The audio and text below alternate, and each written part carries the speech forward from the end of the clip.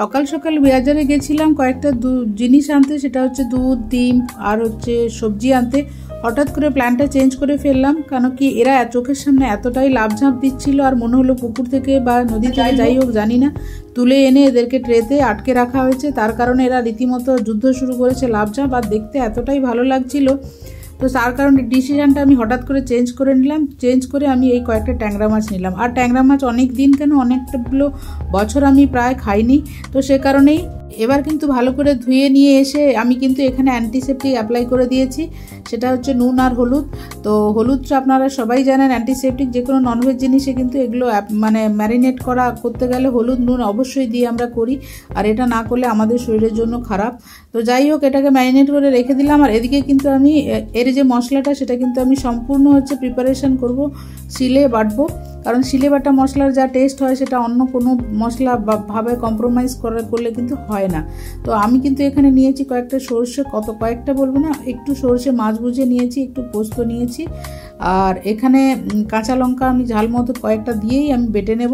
আর শিলে বাটা মশলার রান্না কিন্তু মানে যারা খায় তারাই বোঝে, অসাধারণ টেস্ট হয়। যদি মিক্সিতে বাটেন এটা, সেটার থেকে বেশি মনে হয় এটা ভালো হয়।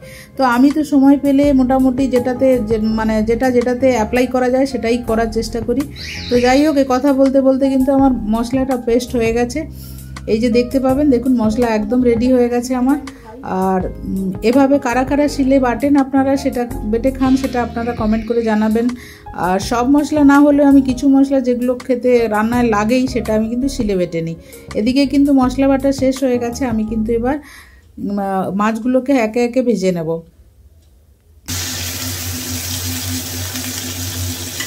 বাবার এই যা ফুটছে রে বাবা!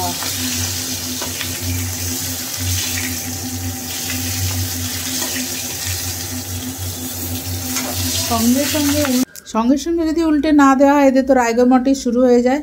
সে আর কোনোভাবেই সোজা এদিক থেকে ওদিক হয় না, মানে এর এক রীতিমতো মানে যুদ্ধ চলতে থাকে। আমি তো তাই বলি। আর এমনি ট্যাংরা মাছ এত ফোটে, যার কারণে আমি মোটামুটি মানে কি বলবো, স্কিন বার্ন হওয়ার যোগ্যতা মানে জোগাড় হয়ে যায় আর কি। যাই হোক, বহু কষ্টে এগুলোকে উল্টে দিয়েছি। এবার হচ্ছে দেখুন, এদিক ওদিক করে মোটামুটি আমি মিডিয়াম ফ্রাই করে খাই, সে কারণে মিডিয়ামভাবেই উল্টে নিয়েছি। এইভাবে সবকটা মাছ কিন্তু আমি ভেজে নেব, কি আর উল্টায় না। এবার এটা কি হবে, ওটা তো হলো না, হয়েছে।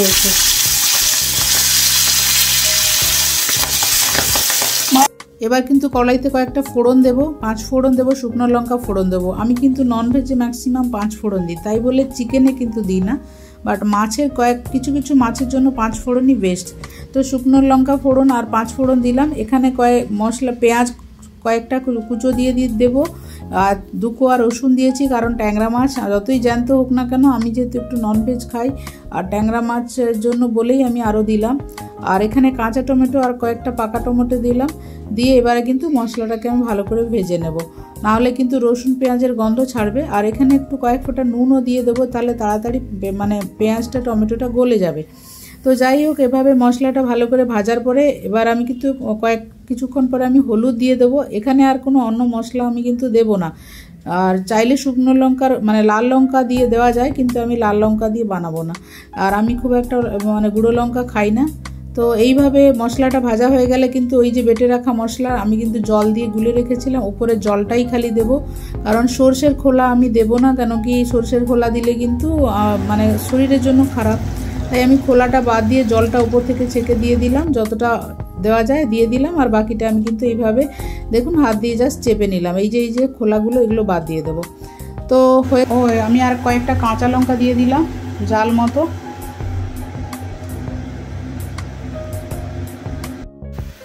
ঝোল ফুটতে শুরু করেছে, মাছগুলো একে একে ছেড়ে দেবো আমি। দেখুন, আপনারা এইভাবে রান্না করেন কিনা কমেন্ট করে জানাবেন। আর ট্যাংরা মাছে তো অনেক রকম প্রিপারেশন হয়, তো সেটা আমি আমার মতো করে করেছি। এরকম যদি রান্না আপনাদের পছন্দ হয়, অবশ্যই কিন্তু একটা লাইক করে দেবেন। এবার আমি কিন্তু ঢাকা দিয়ে দেবো, 5 মিনিট ঢাকা দেওয়ার পরে ঢাকা খুলে নেব। তো 5 মিনিট ঢাকা দিয়ে এদিক থেকে আরেকবার উল্টে দিয়ে আরেকবার ঢাকা দিয়ে দেবো। তো চলুন, দেখুন কিন্তু আমার হয়ে গেছে মোটামুটি। এবার আমি যেটা করবো, এটার মেইন হচ্ছে ফ্লেভার, মানে এইরকম সর্ষে ঝালে যদি এটা দেওয়া যায়, আর কিছুই লাগে না খেতে ভাতের সাথে। এখানে দিয়েছি আমি আম কাসুন্দি দিয়েছি, অল্পই দিতে হবে, বেশি দরকার নেই, জাস্ট ফ্লেভারের জন্য। আর এদিকে আমি কিন্তু গ্যাসটাকে একদম স্লো করে দেবো। আম কাসুন্দি দেওয়া হয়ে গেছে। এবার আমি কিন্তু যেটা করব, শেষে কয়েক ফোঁটা সরষে কিন্তু এদিকে আমাকে বন্ধ করে দিতে হবে। কাঁচা সরষের তেল দিয়ে কিন্তু গ্যাস জ্বালিয়ে থাকলে ফুটে গেলে ওই ফ্লেভারটা পাওয়া যাবে না। তো চলুন, আম কাসুন্দি দেওয়া হয়ে গেছে, কাঁচা সরষের তেল দেওয়া হয়েছে। এটাকে এবার আমার যেটা করতে হবে সেটা হচ্ছে ঢাকা দিয়ে রেখে দিতে হবে 10 থেকে 15 মিনিট, বা খাওয়ার আগেও আপনি ঢাকা খুলতে পারেন। অসাধারণ, আমি আপনাকে বলছি, ভাতের সাথে আর যদি এটা থাকে আর কিচ্ছু খেতে লাগবে না। আমার রান্না একদম রেডি খাওয়ার জন্য। গরম গরম ভাতের সাথে এটা যদি থাকে আর সত্যি কিছু লাগে না। আপনারা এবার বলুন, কাঁচা টমেটো, পাকা টমেটো আর কাসুন্দির কম্বিনেশনে সরষে পোস্ত দিয়ে মাছটা আপনাদের কেমন লেগেছে? আমি এই রান্না অন্য মাছ দিয়ে আরও আগে করেছি, সেটাও যেমন খেতে ভালো হয়, অসাধারণ। এটা আমি আশা রাখি এটাও আরও খেতে ভালো হবে। তো আমার রান্না আজকে রেডি, আর আমি এবার স্নান পুজো করে খেতে বসবো। তো চলুন, আজকে আমার রান্না এই পর্যন্ত। আমি আবার আসবো নেক্সট কোনো ভিডিও নিয়ে। ততক্ষণের জন্য আপনারা আমাকে জানাতে ভুলবেন না আমার রান্নাটা কেমন হয়েছে, আর একবার ট্রাই করে দেখতে পারেন। আমি কথা দিচ্ছি খারাপ কিন্তু হবে না। তো চলুন, বাই।